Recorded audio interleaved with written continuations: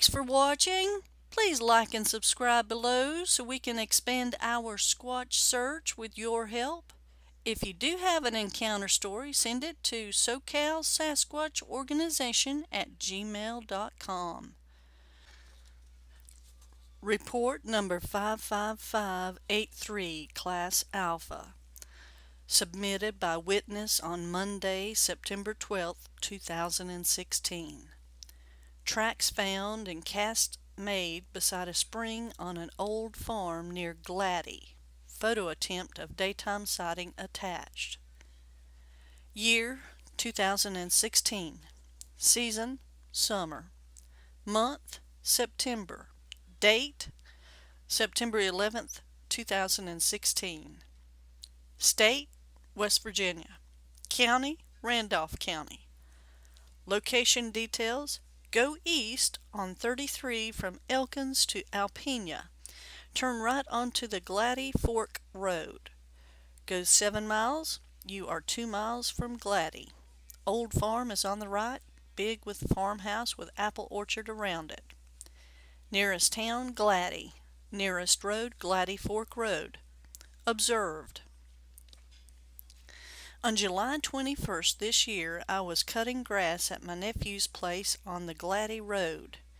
At around 8:30, I heard a Bigfoot start yelling from the nearby point. I know what they sound like, for I have seen one when I was around 12 years old and 3 in the past few years. They call me Daniel Boone because I spend a lot of time in the woods. And I have heard them a lot of times.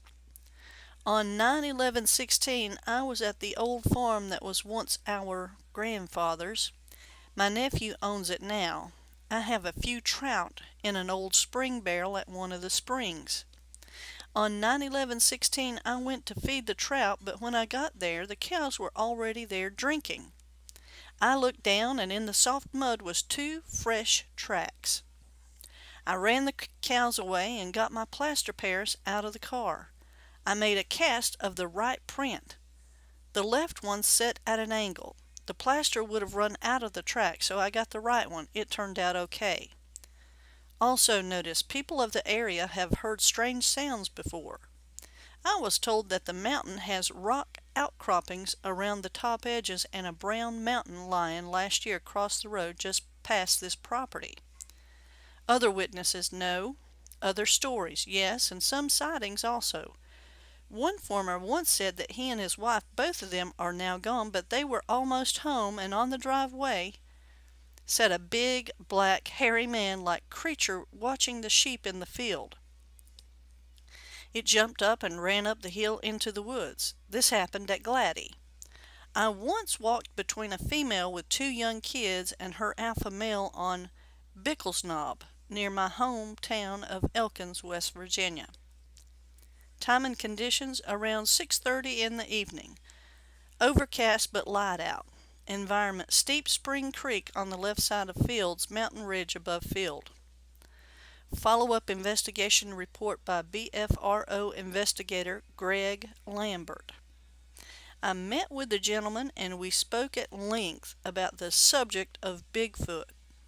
He is an avid outdoorsman who loves to fish, and in his earlier years deer hunted and dug ginseng.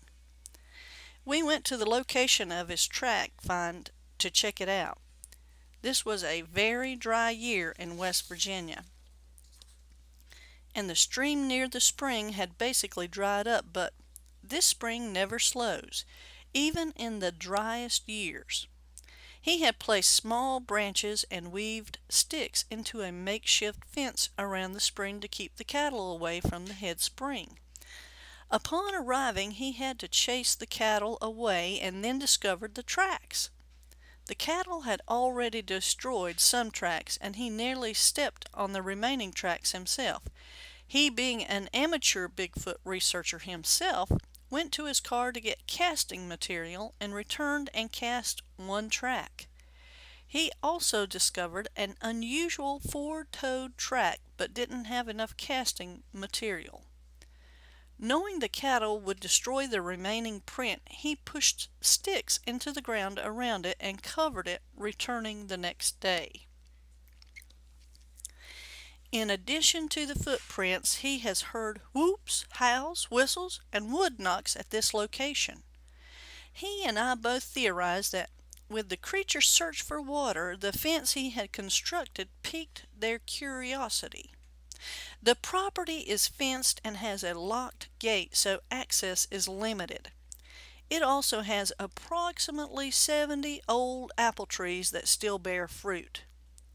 This, along with the water source, plenty of game, and other reports from the area, make this report compelling. I plan on revisiting the location to look around some more, take photos of the area. We'll update this report accordingly. Update.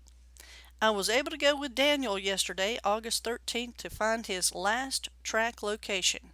He also sent me this photo of a Sasquatch walking away from him near the same location.